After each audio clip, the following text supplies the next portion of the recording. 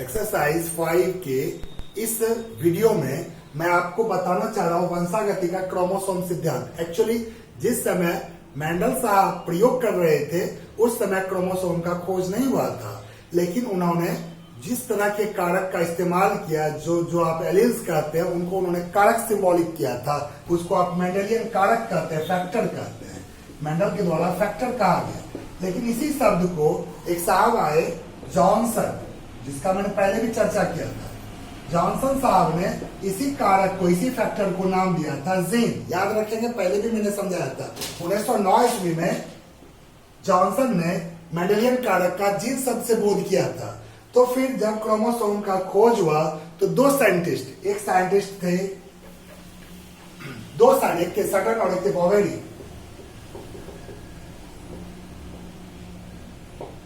ये दोनों अणसूत्री विभाजन, मियोसिस डिवीजन, अणसूत्री विभाजन के दौरान एक रिसर्च के अंतर्गत उन्होंने अध्ययन किया तो पता चला गुणसूत्र का व्यवहार और मेंडल के कारक का व्यवहार एक जैसा इनको लगा। इसी का आधार पर उन्होंने एक सिद्धांत दिया जिसका नाम है वंशागति का क्रोमोसोम सिद्धांत। क्या सिद्धांत दिया? इनके सिद्धांत के अनुसार कहा जाता है गुणसूत्र का व्यवहार मेंडल के कारक के जैसा होता है। गुणसूत्र का व्यवहार मेंडल के कारक के जैसा होता, अतः गुणसूत्र ही मेंडलीय कारक है। अतः गुणसूत्र ही मेंडल के आनुवांशिक कारक हैं। इसी सिद्धांत का नाम दिया गया क्रोमोसोमल थ्योरी ऑफ इनहेरिटेंस। ध्यान रखेंगे, किसने दिया? सटन और बॉवेरी ने। कब दिया? 1902 ईस्वी में दिया। ध्यान रखेंगे इस चीज को। फिर क्या क्या समानता है क्रोमोसोम में और मेंडलियन कारक अर्थात जीन में? क्या क्या समानता है? तो आपने पीछे भी कई प्रयोग देखा, क्रॉस देखा, उसके अनुसार आप देखते हैं तो पहला जो समानता देखा जाता है क्रोमोसोम और जीन, ये दोनों जहां पर भी रहते हैं हमेशा जोड़े में रहते हैं। यहाँ ध्यान रखेंगे, कैसे रहते हैं? पेयर में, जोड़े में रहते हैं। दूसरा जो समानता देखा गया युग्मक जनन के दौरान, यानी कहते हैं युग्मक जिसमें बन रहा है उस समय जोड़े क्रोमोसोम और जोड़े जीन, ये दोनों अलग अलग भी संयोजन करते हैं, अलग अलग युग्मक में जाते हैं, पृथक करके अलग अलग हट के उसी को भी संयोजन करते हैं। तो क्रोमोसोम और जीन युग्मक जनन के समय भी संयोजित होकर के, पृथक होकर के अलग अलग युग्मक में, यानी केवल एक ही युग्मक में प्राप्त होते हैं। फिर तीसरा समानता है अलग अलग जो जोड़े होते हैं या एक दूसरे से स्वतंत्र भी संयोजित होते हैं, यानी कि जिस तरह क्रोमोसोम का जोड़ा और जीन का जोड़ा है, ये दोनों मिलकर के नहीं बल्कि अलग अलग भी संयोजित होते हैं स्वतंत्र रूप से। इन सभी समानताओं के आधार पर सटन बॉवेरी ने कहा क्रोमोसोम ही मेंडल का आनुवांशिक कारक है। इसी को एक नाम दिया गया वंशागति का क्रोमोसोम सिद्धांत, गुणसूत्री सिद्धांत, क्रोमोसोमल थ्योरी ऑफ इनहेरिटेंस। आइए मैं इस चीज का चर्चा किया तो आपको इसके साथ साथ एक और चीज मैं बता दूं। आपको अगर याद होगा मेंडल साहब की मृत्यु 1884 ईस्वी में हुई थी। उसके 16 वर्ष के बाद, यानी लगभग 1900 ईस्वी में 16 वर्ष के बाद तीन साइंटिस्ट आए, तीनों अलग अलग उसी चीज का प्रयोग किया जो चीज मेंडल ने किया था, और तीनों ने मिल करके जब प्रयोग पूरा कंप्लीट किया अलग अलग, तो उन तीनों का रिजल्ट समानताएं दिखा मेंडल के प्रयोग के द्वारा। वो तीनों साहब कौन कौन थे? एक थे डिब्रीज, एक थे कॉरेंस और थे सेबाक। ये तीनों साहब 1900 ईस्वी में अलग अलग अपना प्रयोग कर साबित किया मेंडल के सिद्धांत सभी एक जैसे। तो फिर कहा जाता है पुनर्खोज, यानी रीडिस्कवर का अध्ययन दिया गया डिब्रीज, कॉरेंस और सेरमार्क का, और पुनः से मेंडल साहब का नाम आगे आया। कब से? 1900 ईस्वी से। यानी उनके जीवन काल में उनकी सफलता का कोई रहस्य नहीं पता चला। उनके जीवन काल समाप्त होने के बाद इन तीनों वैज्ञानिकों द्वारा मेंडल के सभी परिणामों को पुनः सिद्ध किया गया। आइए मैं आगे नेक्स्ट टॉपिक में पढ़ाता हूँ। यहाँ पर मैंने एक वर्ड लिखा, अगर ध्यान दे रहे होंगे, सहलग्नता, लिंकेज, यानी साथ लग्न लगा हुआ। इस शब्द लिंकेज शब्द का इस्तेमाल किया था मॉर्गन नामक वैज्ञानिक ने, जिनका नाम था T.H. Morgan, Thomas Hunt Morgan.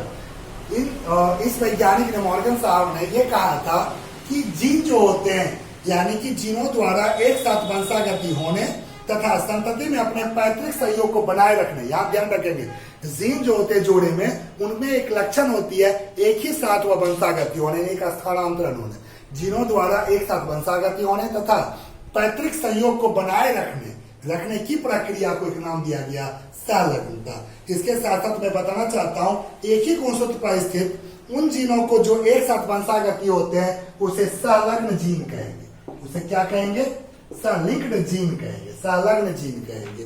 दूसरा चीज, एक और चीज मैं बता दूं, एक ही गुणसूत्र पर उपस्थित जीनों में यह प्रवृत्ति होती है वह मौलिक यानी कि मूल रूप से अपने संयोजन में रहे, इसके साथ साथ एक ही युग्मक में वह साथ साथ प्रवेश करे। इस तरह के लक्षण को एक नाम दिया गया अवस्था को सहलग्नता कहा जाता है।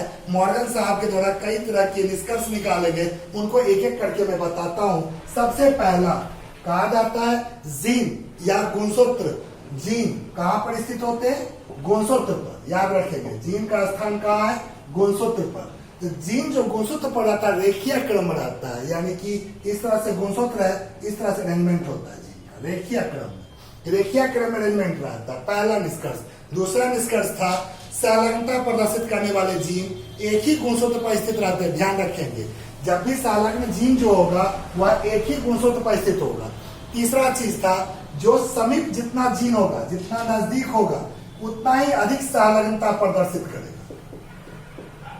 जितना जीन एक दूसरे से नजदीक होगा सहलग्नता उतना ही अधिक प्रदर्शित करेगा। लेकिन उसका दूसरा रूप, अगर सहलग्न जीन एक दूसरे से अधिक दूरी पर रहते हैं तो उनमें सहलग्नता प्रदर्शित नहीं होती है। ध्यान रखेंगे, यानी कि आप कह सकते हैं जो सहलग्न जीन एक दूसरे से अधिक दूरी पर होंगे उनमें जीन विनिमय के समय यानी क्रॉसिंग ओवर के समय, ये भी मैं बना के दिखाता हूँ, क्रॉसिंग ओवर के समय अलग अलग होने की संभावना अधिक होती है। इतना ही नहीं, मॉर्गन साहब ने एक और चीज बताया, एक या अधिक जोड़े के प्रभावी जीन। ध्यान रखेंगे, इसको ऐसे समझिए,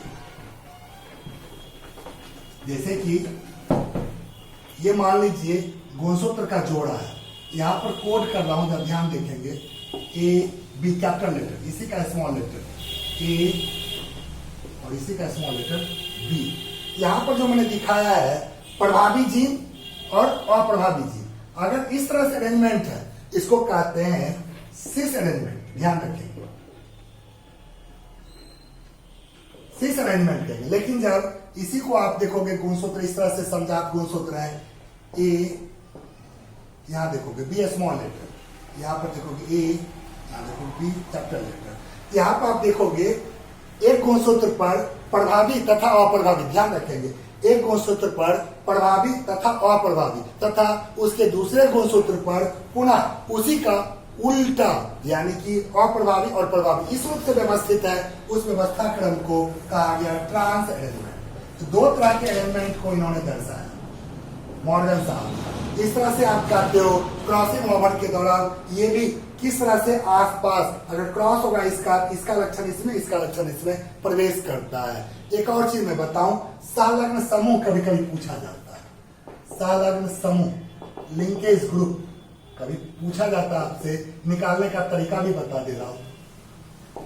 सहलग्न समूह क्या होता है, लिंकेज ग्रुप क्या होता है? सिंपल कहते हैं गुणसूत्र पर रेखीय रूप से व्यवस्थित जीनों का समूह जो सहलग्नता प्रदर्शित करता है। गुणसूत्र पर सहलग्न जीनों का समूह जो सहलग्नता प्रदर्शित करता है उसे एक नाम दिया गया सहलग्न समूह यानी लिंकेज ग्रुप। दूसरे भाषा में आप ऐसे भी समझ सकते हैं, सहलग्नता समूहों की संख्या किसी भी जीव में उपस्थित गुणसूत्र जोड़े की संख्या के बराबर होती है। जैसे मानव में गुणसूत्र की संख्या कितना जानते हैं? 23 जोड़ा। ध्यान रखेंगे, अगर 23 जोड़ा आप कहते हो यानी टोटल संख्या आप कहते हो 46, ये तो मानव में गुणसूत्र है। तो इसमें जोड़ा का संख्या पूछा जाएगा कितना बताएंगे? 23 जोड़ा, 23 इंडिविजुअल 46। तो जोड़ा का जो संख्या है वह उस मानव का सहलग्न समूह। आपसे पूछता है मानव में सहलग्नता समूह कितना होगा, आप 23 बोलेंगे, जोड़ा नहीं बोलेंगे।